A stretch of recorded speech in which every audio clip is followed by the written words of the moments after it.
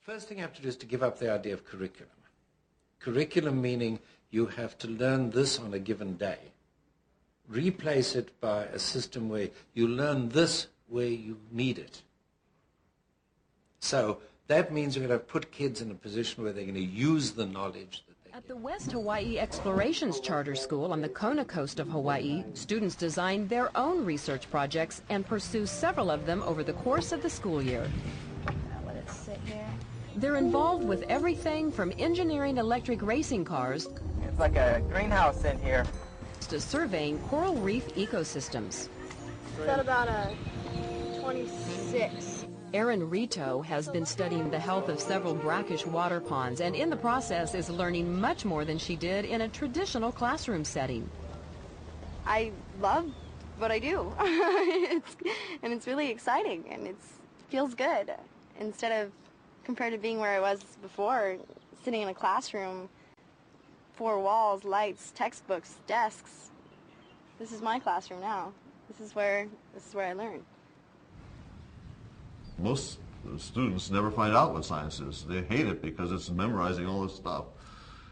So project-based learning gives everybody a chance to sort of mimic what scientists do. And that's exciting and it's fun if it's done well. The drivers are psyched, the cars are ready, so let's take a look at the field. In Hawaii, the island's power company sponsors the Electron Marathon car race. Every year, students from the islands design and build electric cars and race them in an energy efficiency competition. Do you think it's time that we transfer them again? Definitely. And in Manhattan, a partnership between Mott Hall and the City College of New York allowed these 8th graders to work on their class science project while advancing vital research on single-celled organisms. They'll talk to you about these species of microorganisms just as if they were the scientists in the labs. And that's exactly what we want, for them to feel, not necessarily they're going to become scientists, but if that's what they want to do, they can do it.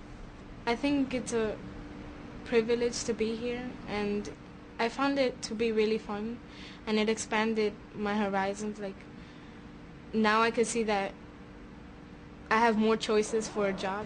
Okay, so now count them. Some critics of project-based learning voice concerns about the challenge of assessment and the maintenance of academic standards. But proponents like Seymour Papert insist that project-based learning is the surest path to knowledge in the 21st century. Standardization is a guarantee of low standards, because the standard I would like to see is thinking differently. Is the individual having the right to pursue individual interest. And this is where you'll get deep and wonderful growth of individuals. If you want to excel and if you want to push yourself, there isn't any class in a public school that could give you what you can give yourself. And that's what the greatest thing is because it's all you. I'm so blessed to have been able to go to this school. It's great. What's the temperature of the water? The water. Imagine if kids from the beginning could be learning through developing their interests, through things that they were in love with, that they cared about. You know, just imagine. Yeah.